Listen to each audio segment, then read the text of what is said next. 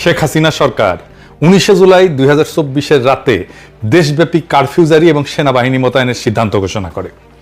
তবে সেনাবাহিনীর কার্যকর মোতায়েন শুরু হয় একদিন পরে 20 জুলাই 2024 ভোর থেকে।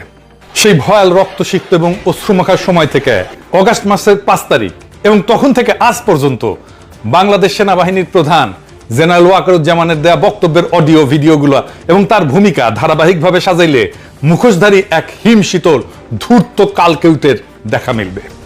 20 জুলাই 2024 ভোরে সশস্ত্র বাহিনী মোতায়েনের 48 ঘন্টার মধ্যে ওয়াকারুজ্জামান রাজধানীর ঢাকার বিভিন্ন এলাকা পরিদর্শন করে। এরপর সংবাদকর্মীদের সামনে দাঁড়ায় তিনি গণবিক্ষোভ দমনে সশস্ত্র বাহিনীর সাফল্য তুলে ধরেন। 2024 সালের 22 জুলাই দেওয়া সেই বক্তব্যে তিনি তৎকালীন প্রধানমন্ত্রী অর্থাৎ জ্যাঠশালী বা স্ত্রীর বড় বোন খুনি হাসিনাকে মাঠ পরিস্থিতির উন্নতি ঘটতে শুরু হয়েছে বলে আশ্বস্ত করছিলেন। সেই দিনের কথায় তার গণবিরোধী মনোভাব স্পষ্টভাবে ফুটে উঠছিল। বিক্ষোভ দমনে 2-1 দিনের মধ্যেই সফল হবেন বলে আশাবাদ ব্যক্ত করছিলেন। গণপ্রতিরোধকে ধ্বংসযজ্ঞ এবং নির্বিচারে গুলি করে প্রতিবাদী দেশবাসীকে খুনের সেই অভিযানকে নৈতিক সমর্থন দিয়ে উচ্চারিত বাক্যটি ছিল এইরকম: তারা সেনাবাহিনী সঠিক দিকেই আগাচ্ছে। খুনে বাহিনীগুলোর পক্ষে দেওয়া তার সেই কুখ্যাত বক্তব্যে জেনারেল ওয়াকার বলছিলেন, আমরা যদি একসঙ্গে কাজ করি তাহলে পরিস্থিতির আরো উন্নতি ঘটাতে পারবো। কারো অভিযোগ বা ক্ষোভ থাকতেই পারে, কিন্তু সরকারি সম্পদ ধ্বংস করে কি লাভ? বিষয়টি বোধগম্য নয়। এসব সম্পদ কোনো ব্যক্তির নয়, এগুলো জনগণের, এবং শেষ পর্যন্ত আমরাই এর ভুক্তভোগী। এভাবে ধ্বংসযজ্ঞ চালায় কি অর্জন হবে আমি জানি না। আমি মনে করি 2-1 দিনের মধ্যে এটা সম্ভব হবে। আমি নিশ্চিত আমরা সঠিক দিকেই আগাইতেছি। 23 জুলাই 2024 খুনি হাসিনার সর্বোচ্চ সুযোগ সুবিধা উপভোগকারী এই সেনাপ্রধান আরো শক্ত বাণী বর্ষণ করে মাঠে নামানো সেনাবাহিনীর মারমুখ মনোবল বাড়ানোর চেষ্টা করেন। তখন দেশে অরাজক পরিস্থিতির সৃষ্টি হয়েছিল, জানমালের ক্ষয়ক্ষতি হয়েছে, দেশের জনগণের অনেক সম্পত্তি ধ্বংস হয়েছে। জনগণের জানমাল রক্ষা এবং নিরাপত্তা দেওয়ার জন্য সেনাবাহিনী নিয়োগ দেওয়া হয়েছে। আমাদের ডিপ্লয়ের 48 ঘন্টার মধ্যে মনে করি স্বাভাবিক পরিস্থিতি ফেরত এসেছে। শোনেন, তার কথাই শোনেন। শুনেছেন 24 জুলাই বুধবার বেলা 11টার দিকে শেরপুর জেলা স্টেডিয়ামে স্থাপিত সেনা ক্যাম্প পরিদর্শন শেষে অফিসার এবং সৈনিকদের উদ্দেশ্যে বক্তব্য রাখার সময় নিজ সাফল্যে গর্বিত জেনারেল ওয়াকার বলেন, পরিস্থিতি নিয়ন্ত্রণে চলে এসেছে, হাইওয়েগুলো স্বাভাবিক হয়ে এসেছে, ঢাকার পরিস্থিতিও স্বাভাবিক হয়েছে। সেদিন প্রকাশিত এনটিভির খবরে লেখা হয়েছে, শেরপুরে তিনি বেশ দম্ভভরে বলছিলেন, মূলত সমস্যাটা ছিল ঢাকায়, দেশের কিছু স্থানে বিচ্ছিন্ন ঘটনা ঘটেছে, আমরা অল্প সময়ে সব নিয়ন্ত্রণ করতে পেরেছি।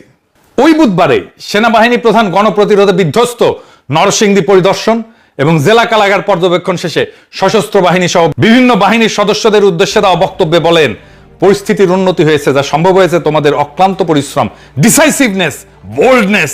তোমরা চমৎকারভাবে তোমাদের দায়িত্ব পালন করেছো।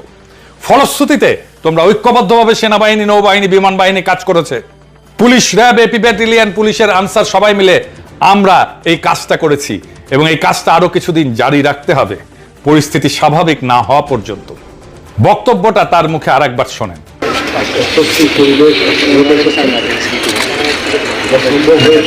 তোমাদের অক্লান্ত পরিশ্রম এবং তোমাদের এই যে ডিসাইসিভনেস, বোল্ডনেস, তোমরা যে চমৎকারভাবে তোমাদের দায়িত্ব পালন করেছে, সেটার ফলশ্রুতিতে মনে রাখতে হবে যে এটা শুধু সেনাবাহিনী নয়, এখানে নৌবাহিনী, বিমান বাহিনীও কাজ করেছে, পুলিশ, র্যাব, এপি ব্যাটালিয়ন, পুলিশের আনসার, সবাই মিলে আমরা এই কাজটা করেছি এবং এই কাজটা আরও কিছুদিন জারি রাখতে হবে। তাহলে আমার ধারণা যে আমরা সম্পূর্ণভাবে দেশের স্বাভাবিক পরিস্থিতি এটা ফেরত আনতে পারবো। শুনেছেন, স্বদেশের জনগণের বিরুদ্ধে পরিচালিত সেই যুদ্ধ কিভাবে ক্রমবিকশিত হইতেছিল তা বোঝা দরকার। 20 জুলাই ভোরে সশস্ত্র বাহিনীকে মাঠে নামানোর পর থেকে শুরুতে কিছুদিন মূলত তাদের ছত্রছায়ায় police, BGB, armed police battalion, industrial police, Ansar, নানান আওয়ামী দলীয় সশস্ত্র গোষ্ঠী সহ বিভিন্ন বাহিনী সামরিক মানের অস্ত্র ব্যবহার করে বিক্ষুব্ধ জনতাকে হতাহত করতে থাকে। এতে দেশব্যাপী আন্দোলন বিস্তৃত হতে থাকে এবং পরিস্থিতি ক্রমশ উত্তপ্ত হয়ে ওঠে।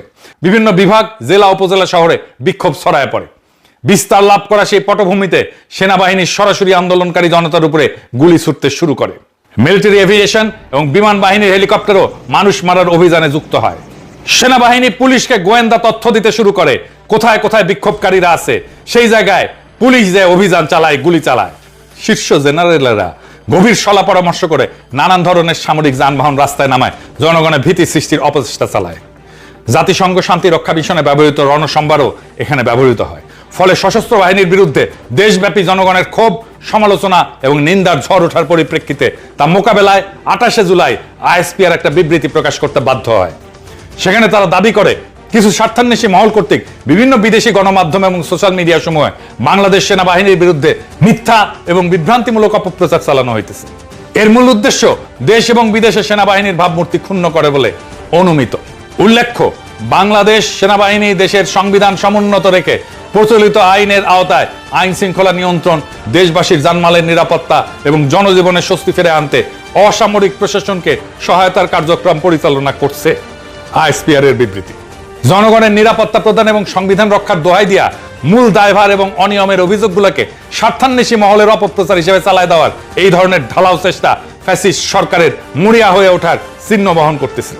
স্বাধীন এবং নিরপেক্ষ বিদেশি গণমাধ্যম এবং সামাজিক যোগাযোগ মাধ্যমে যখন ছবি এবং বিভিন্ন প্রমাণ দিয়ে সুনির্দিষ্ট অভিযোগ তুলতেছিল, তখন তদন্তের মুখোমুখি না হয়ে সেগুলোকে স্রেফ ভাবমূর্তি ক্ষুণ্ণের ষড়যন্ত্র বলে উড়ায় দেওয়ার এক